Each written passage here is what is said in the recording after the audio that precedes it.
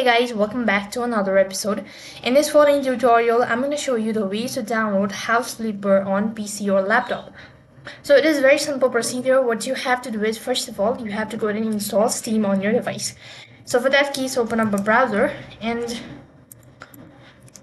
on the web address bar, go ahead and type in steampower.com. And when you type in steampower.com, it's going to take you to the official page.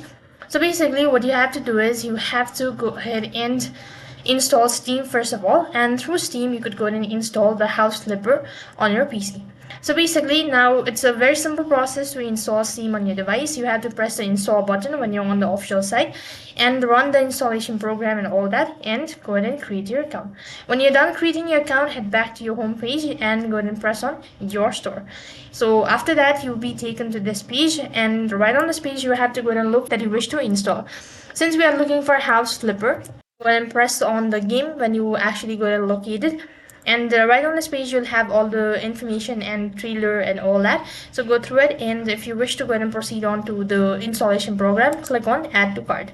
Now go ahead and enter in your payment method and all that. That's how you can go ahead and install the game on your device. So that is all for this video. I hope the video was helpful. Make sure to like, share and subscribe to our channel.